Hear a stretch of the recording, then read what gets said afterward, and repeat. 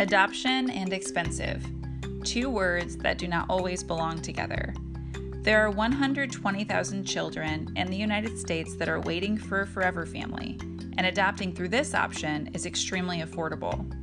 I'm Marcy Bursack, an adoptive mom of a sibling pair, and also the author of The Forgotten Adoption Option. Twice monthly, I will interview people like adoptive parents and adopted children who have been touched by foster care adoption. My goal is to find more forever families and increase awareness about foster care adoption, because if it were you or me, we would want someone to do this for us. Welcome to the Forgotten Adoption Option podcast.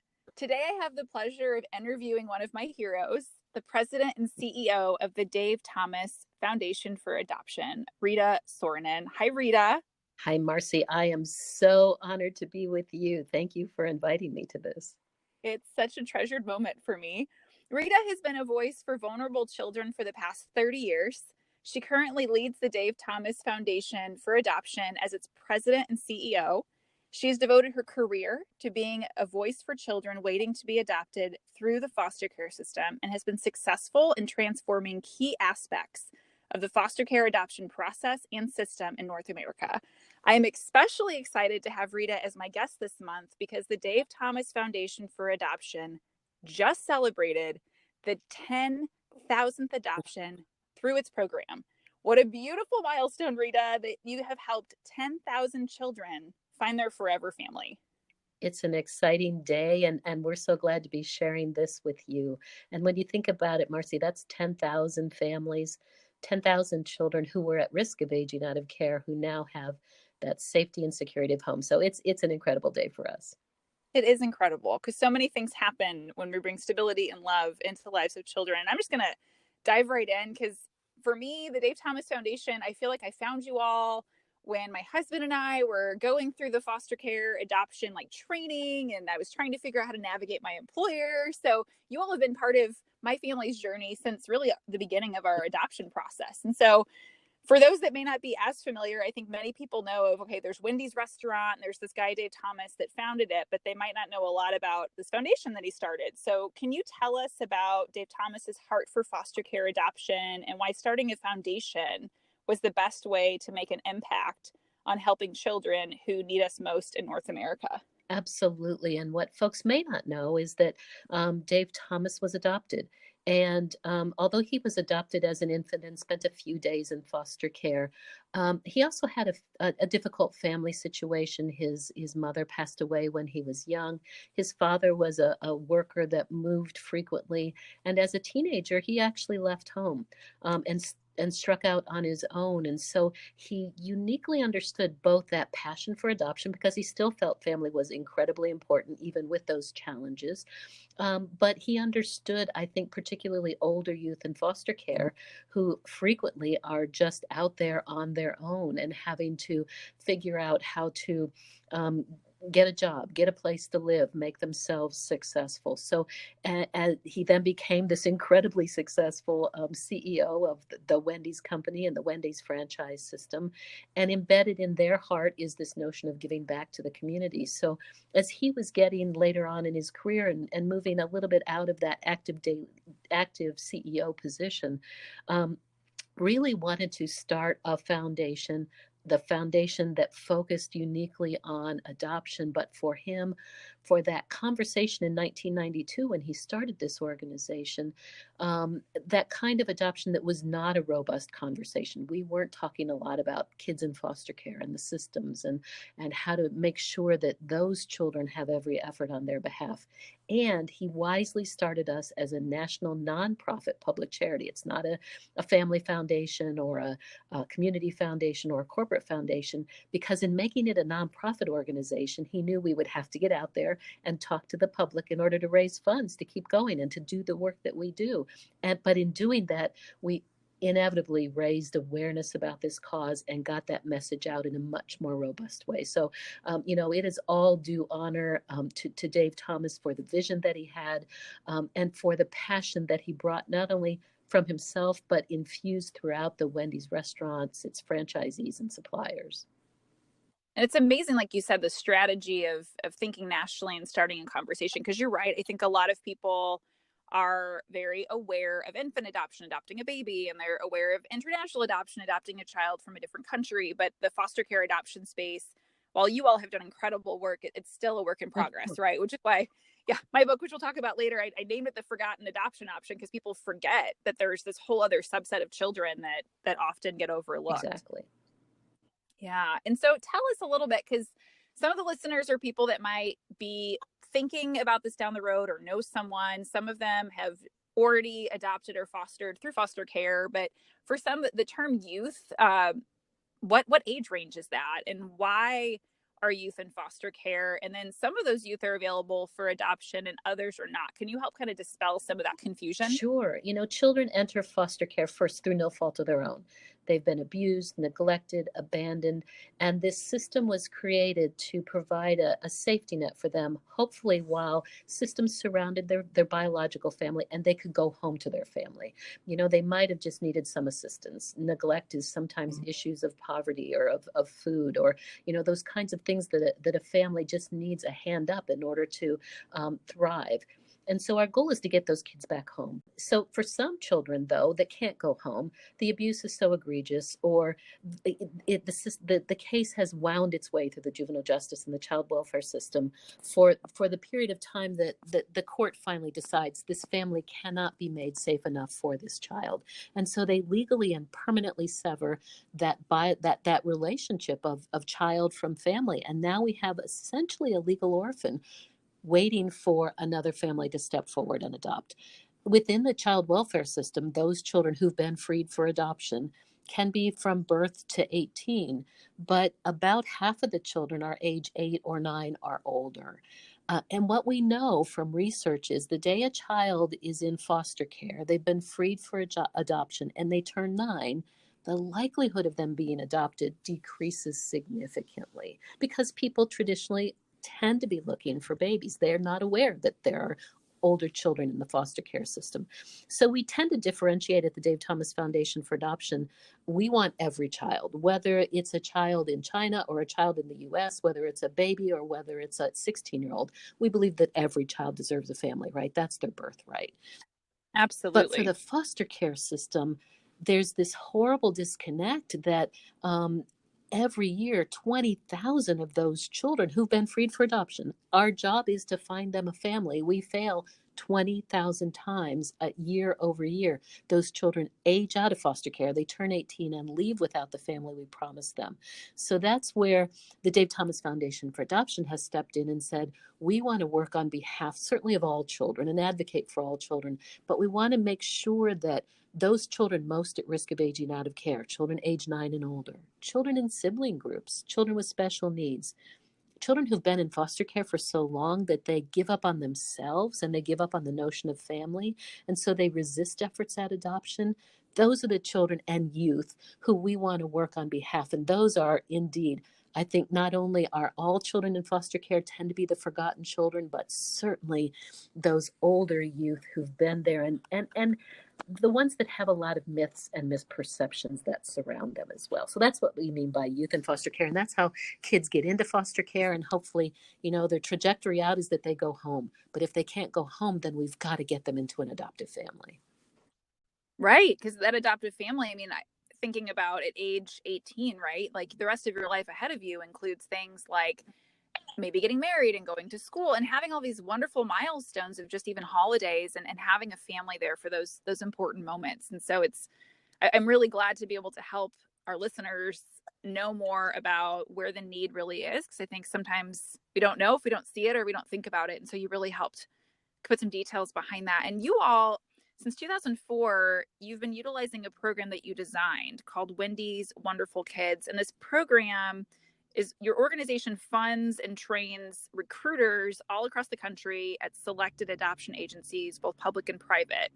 And it's a child-focused recruitment model. In St. Louis, we have an organization in town, the Foster Adoptive Care Coalition, that has one of these recruiters. Can you tell me about the program and really what the focus is on? Absolutely. And we started this program around 2004 because we saw that gap. Those children were continuing to age out of foster care. Our mission is really very simple, to dramatically increase the adoptions of children from North America's foster care system. But on any given day, if you had asked me, Rita, how many kids did you help get adopted today? We wouldn't be able to tell you. And at that time, we were doing great awareness campaigns and public service announcements and resources and education. But we really wanted to step in where that gap existed with those children and youth who were aging out of foster care. We looked around, we looked for what evidence-based programs are there on behalf of these children. And although there were some emerging best practices, there was nothing that a social worker, a program that a social worker could grab onto and say, here's how you get a 16-year-old adopted. Here's a method that works Mm-hmm. for those kids most at risk of aging out of care. So we pulled together what we called the Child-Focused Recruitment Program, which really is just good social work, carry a small caseload of the longest waiting children, develop an intense relationship by meeting with and talking to that child regularly, because then you'll learn about the child's journey through the foster care system. Do a deep dive into the child's case file, and in that case file, I guarantee you're going to find potential adoptive resources, from extended family members to former foster parents to teachers, counselors, and then continue to go along with this child on this journey and quickly find an adoptive family. And if they're not in that first circle of extended family members or someone known to the child, then continue to reach out to the community and find an adoptive family. And it's not about finding the perfect child for a family, it's about finding the perfect family for a child. And that magic happens because the recruiter, the child-focused recruiter, understands the child. We called it Wendy's Wonderful Kids because we also went to our Wendy's partners and said, if you increase your fundraising for the foundation, we can begin to think about growing this program. What we do is give a grant to an organization like the Foster Care Adoption Coalition. They hire a full-time adoption recruiter that implements this program and gets kids adopted. So it has grown from 7 pilot sites in 2004 when we started testing it to now more than nearly 500 full-time adoption professionals across the United States and Canada are working on behalf of these children. And that's where that 10,000 adoption number came from. We've grown dramatically in the last 5 years, and so that number has increased significantly then. But we're just so pleased that we can partner with so many organizations, so many dedicated adoption professionals in order to get this job done. And it's such an incredible model to scale it nationally, but really what you've done, and I loved your words about really zooming in on the child, like magnifying the child in the middle of all of this and thinking who might already know this child. And it's beautiful how you all have taken such a simple approach, right? Like you look at the child and you look at who might know the child or kind of their network, and you try to find a potential adoptive home. It's such a beautiful thing. And I'm really curious, you mentioned you're in 500 sites currently. And as you think about expanding, what would that look like? More sites, specific cities that might be kind of overlooked right now? What kinds of things are you looking at for Exactly. And for expansion? us, expansion and scaling means, it's lovely to have 1 or 2 recruiters across a state. And so the recruiters carry a caseload of 12 to 15 children. So that might be 30 children that otherwise weren't having someone advocating for family for them. But the reality is, in that state, there might be 2,000 children in that category waiting. And so for us, it's taking a program to scale probably means developing a co-investment relationship with a city or a county to say, look, these kids are in government systems. Philanthropy can step forward and help, and we can help you at the front end to get this program embedded, to help get, maybe it takes 30 to 40 recruiters across the state to serve that population of children and youth. But ultimately, as you begin to drive this program, get it embedded as best practice, and move children to adoption, we're also saving not only children's lives, but we're saving the state, the county, significant dollars by moving them out of foster care and into adoptive homes. And so at some point, that balance of philanthropic support diminishes a little bit while the government takes on the cost and the responsibility for this program. We've been able to do that successfully in 10 states. And so we are now on the trajectory for the next 5 years to get 10 more states scaled. And ultimately, with the goal by 2028, we will have Wendy's Wonderful Kids child-focused recruitment model embedded in all 50 states and District of Columbia as business as usual, again, for this target population of children, older youth, sibling groups, children with special needs. Rita, that's incredible. I think my No. mouth is like on the floor. Is that just to me? I love that you all are over, like you're taking a macro approach of seeing how to come alongside of existing systems. But what I also love, because you mentioned, yes, we're saving children's lives. Yes, we're helping the government save money. But then there's, yes, we're actually preventing future problems, right? In terms of healing family units, in terms of maybe children that are aging out without that forever family making different choices. And so it's just incredible the expanded impact you all are able to make by doing the work that you do. It's incredible. But I imagine, 15 years of doing this program, you've probably seen some challenges and successes. What makes your program or your I approach think what different? makes it different is this notion that we start with every child deserves a family, not just some children, but every child, whether it's a 16-year-old who's been in and out of the juvenile detention center because of the trauma he's experienced in his life, and he's had some acting out behaviors, or it's the sibling group of three, one is 10, one is 12, and one is 15. One may have identified special needs. These aren't unadoptable children. These aren't children unworthy of a family. We start with the notion that every child deserves a family, and we will never write in a case file unadoptable, or let's put this child on the aging out list, right? And let's provide them some resources so that at 18 they might be able to find themselves an apartment and a job, but they're still going to be without a family at 20, at 30, at 40, when they still need a family. So I think that's the difference. A little bit of a difference too is we really don't subscribe to public displays of children. We know that those work. Websites, for example, they work for some children, typically younger children.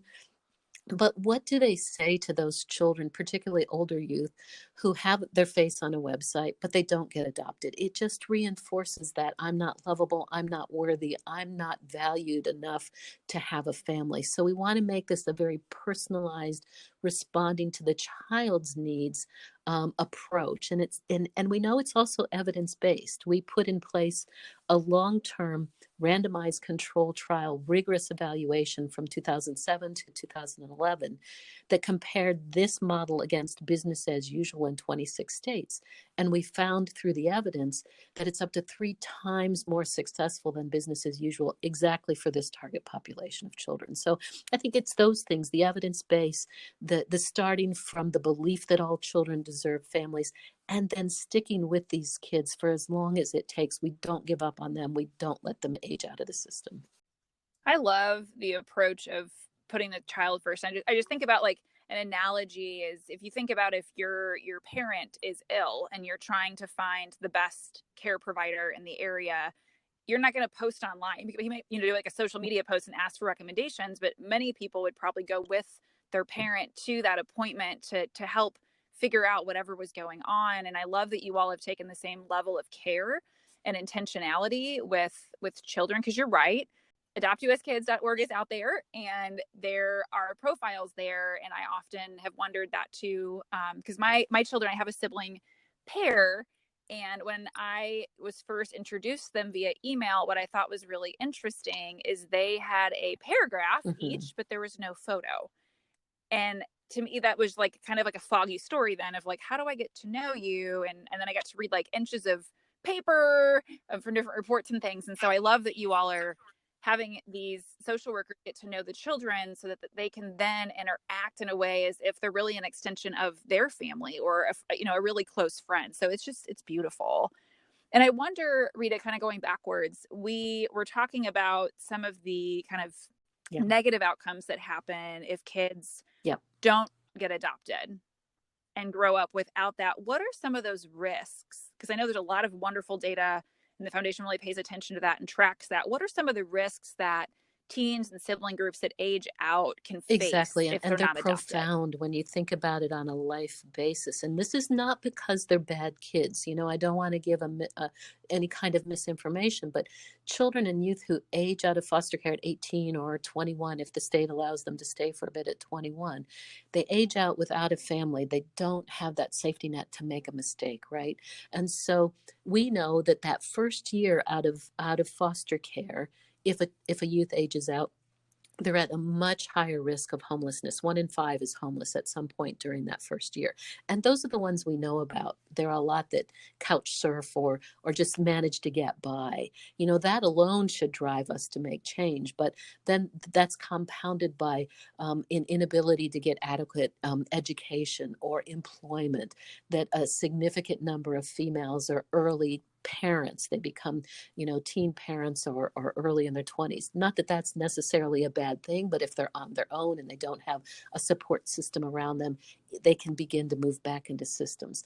A significant increase of substance abuse, or moving back into systems of being incarcerated, all because think of just one example of a youth ages out of care. He manages to find an apartment and a job, but his car breaks down and he can't get to work, and he doesn't have an employer that really cares about it, and so he loses his job, he loses his place to live, and he's on the street when any other 18 or 19-year-old might have been able to call mom or dad and say, I need some help, right? And get that assistance. So we want to avoid those negative consequences, and we can avoid those negative consequences.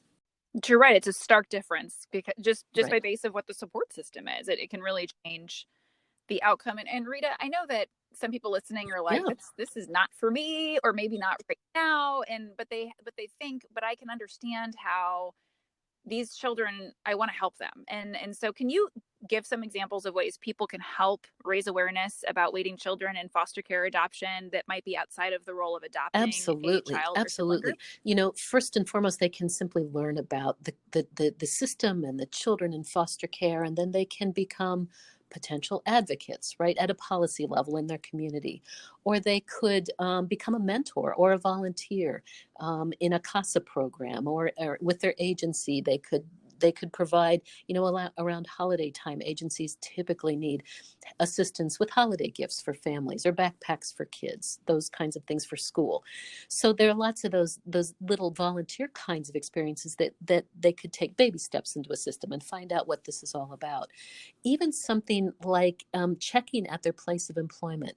We also support through the foundation an adoption friendly workplace campaign that says, if you give benefits to families that are formed through birth, do you also give benefits to families that are formed through adoption? It's just that simple. Time off, paid leave, the ability to help with financial needs if that's possible for the employer. So, just dig into where you work and find out if those benefits exist. And if they don't, advocate for those benefits. We've got a great and easy toolkit that an employee can give to an employer. Um, you know, participate in events like National Adoption Day, if it's in your community, the Saturday before Thanksgiving, and help with the celebration, just all kinds of ways. But mostly it's about learning about the fact that this system exists, that these children are in care, and I can help be their voice as well, at a policy level, at a volunteer level, and potentially at an adoption level. And you're so right. So much of it is being their voice, right? And so, one thing that I think is really unique about your story, Rita, is you used to work for CASA, which, for those that may not know, it stands for Court Appointed Special Advocates. And CASAs play a really important role in the foster care system. And for some, that level of commitment can be Yeah, something really powerful, but yet very manageable for people to get involved in. Can you tell us more about what a CASA is, what the responsibilities are, absolutely. and maybe how CASA to become one? volunteers essentially become the eyes and ears for the court when children are involved in court proceedings. So this is typically pre-termination of parental rights, and it may be that, so the case is winding its way through the juvenile justice system, and the judge has to along the way make decisions. Do I send this child home? Do I free this child for adoption? Do I keep them in foster care but get some more services in place while we continue to discover what's going on with this family? And the CASA volunteer is trained to step into the system and has a child that they advocate for. They're assigned to a child or children, and they learn everything they can, but in a way similar to what the Wendy's Wonderful Kids recruiters do. They develop a relationship, they meet with the child, and they discover what does this child need. And then the CASA volunteer makes reports to judges, makes a report to the court. Here's what we think should happen. And the judges tend to listen to the CASA voice because it's an independent voice. It's not the child's social worker. It's not the child's attorney. It's not the family. You know, they're an independent advocate for the best interests of the child, and it's a valuable experience. And you know, whether you're working full time or retired or not working, the CASA programs provide the training and support and manage you so that you can be have an active role in this child's life and in the court proceedings. It's one of the most incredible programs. And if I didn't travel all the time pre-pandemic, which I do, I would be a CASA volunteer, but I'd be the worst CASA volunteer right now. You know, my children had an incredible woman as their CASA volunteer, and I think she was retired. And it seemed like a very low time commitment, but like a very powerful voice that she had on their livelihood and on their future. And so it was really helpful to kind of explain those pieces. Rita, I'm curious, for people that are feeling in life, I'm going to adopt someday, or I think I'm going to pursue that this year, or whenever that timeline is for them. Oftentimes, foster care adoption isn't even considered. Why do you think foster care I think adoption there are seems two forgotten? reasons. We just haven't been loud enough about this exists as an option. If you're thinking about adoption, I know that you're going to default to domestic infant or international, but you while you're thinking about that, concurrently, all we ask is that you also think about foster care adoption. But the reason people don't think about it is because we haven't been loud enough. We haven't provided enough information publicly to let people know that it is an option. The second piece is that even if they do think about it, there are a lot of myths and misperceptions that surround the children in care, the system. You know, it's too hard to get into this system. Oh, these kids are too old. I couldn't possibly I couldn't possibly step into this messy child welfare system. And so our job is to dispel those myths and misperceptions. Look, we know from research we do that about 50% of Americans believe children are in care because they've done something wrong, because they're juvenile delinquents. Well, that couldn't be farther from the truth. They're there through no fault of their own. They've been abused, neglected, abandoned. And yet that myth still kind of gets perpetrated sometimes in the press. You hear about, you know, a child that may have done something wrong gets identified as the adopted child of so and so. So that misperception gets somehow is embedded in how we think about these kids, or the messiness of the child welfare system, because we need to read a negative article about, you know, this county system had this issue. We've got to get over all of that and realize that these are viable, creative, amazing, talented children who have every right to thrive in a family and should have every opportunity to grow and thrive in a family. So we've got to do a better job of getting over the myths and misperceptions that surround these children. Now, do some of them absolutely need support? Of course. They've been through incredible trauma in their lives. Imagine having moved 5 or 6 times while in foster care and then trying to adjust to a new family. There are going to be challenges, but they're not insurmountable challenges, and they're not reasons to disassociate from the child welfare system. Those are such powerful words, because you're right. Like this is overcoming these myths, and at the same time, it is going to be difficult, but it's not impossible. And I love the words that you put to that. And I was also really delighted when I was writing my book, The Forgotten Adoption Option. I received your endorsement for my book, and I was so thrilled because in my mind, the Dave Thomas Foundation for Adoption is the biggest change agent, revolutionizing how children waiting to be adopted through the foster care system find their forever family. And I was just so humbled and excited to work together and to say, let's be a louder voice on this. And on my back cover, you're quoted saying, "We're excited about this book that shines a light on the incredible opportunity to adopt children who are waiting and wishing for a forever family. Marcy helps to simplify what can be a complex process and helps readers overcome their fears and doubts on behalf of the children who need us most." And something that really stuck out to me in what you said is you said, on behalf of the children who need us most. Why do you believe children who are in foster care waiting to be adopted When you are the think ones that about need us how most? vulnerable they are, right? They've been torn away from the only family they know. It may have not been a safe family, but that's the family that they know. They've been placed into sometimes a confusing and terrifying system. They may have moved multiple times while they've been in care. They're feeling the grief and loss of separation from their biological family. They're feeling isolated and anxious about what the next steps in their life are. And then, as a system, they're caught up in all of those complexities that they just may not understand.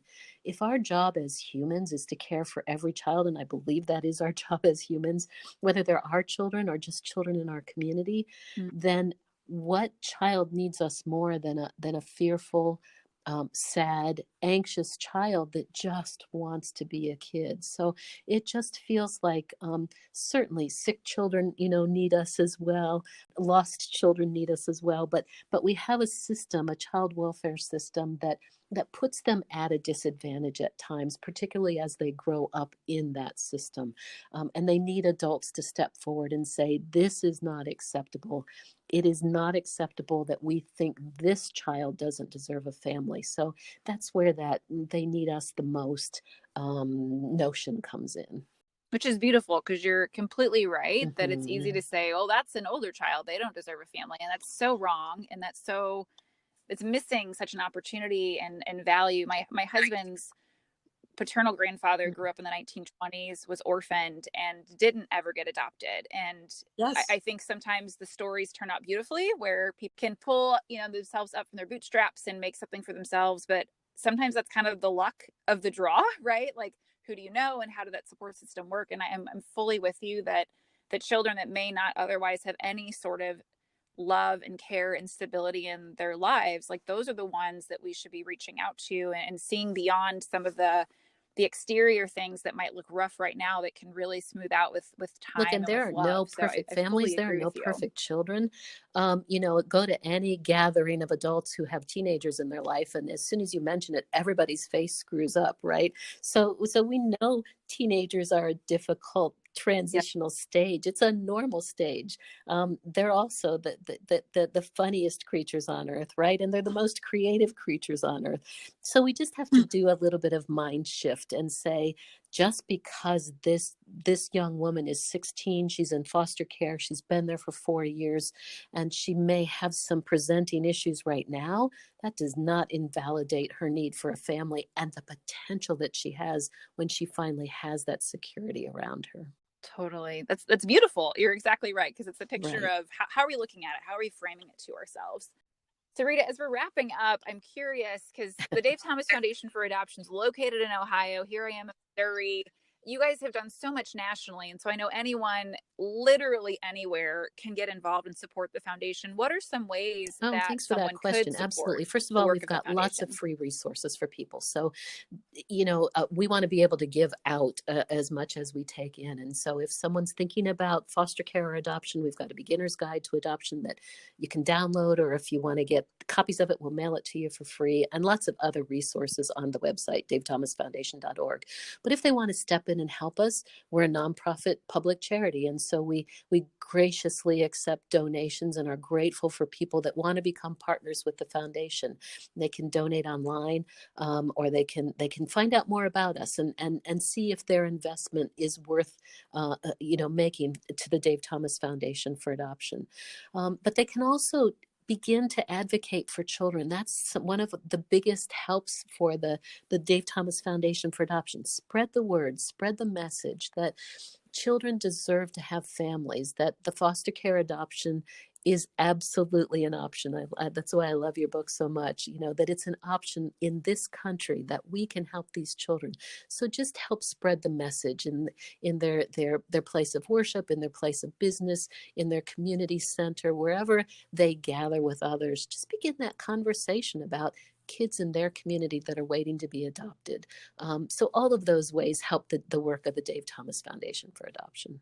And so many of those are things people can, after this podcast, they turn it off and they can go talk to someone. Like they can just bring it into conversation. Those are such practical in great ways. And I'm going to make sure that Great. I put a link to your adoption guide on my website, because that's something that I think would be an easier thing to access. Rita, this has been to me a dream to be able to have you on, and it's just been amazing because you are the expert in this space, and I think you've provided some incredibly valuable, not just information, but the lens that you share on how to see the potential and how to address the problem. And I just really appreciate you taking the time to help educate a broader audience and to join forces Oh, to help thank you for advocate that. on And behalf of thank you children for who your need us incredible most. book, The Forgotten Adoption Option.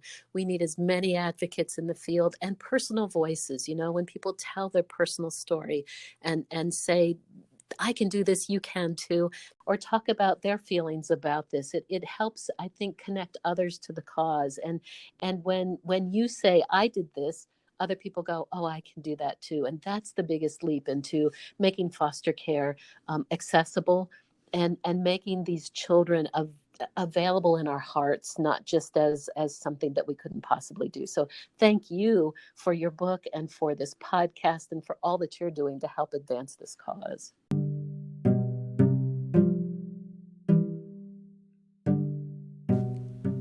As a listener of the Forgotten Adoption Option podcast, you are helping raise awareness about foster care adoption and the 120,000 children who are waiting for a forever family. You can also help raise awareness by leaving a review, subscribing, sharing, talking about, and liking this podcast. If you'd like more information on adopting a child or sibling set through the foster care system, visit my website, ForgottenAdoptionOption.com. There you will find out how to get started, and you can even order a copy of my book, The Forgotten Adoption Option, which will guide you through the entire process, and it is available in paperback, audio, and ebook. I welcome you to reach out with questions, comments, and your own story. I would love to hear if you're signing up for training or where you are in the adoption process. You can connect with me on Facebook, Instagram, and LinkedIn. Just search for Marcy Bursack. Thank you for tuning in, caring, and sharing, because every child deserves a family.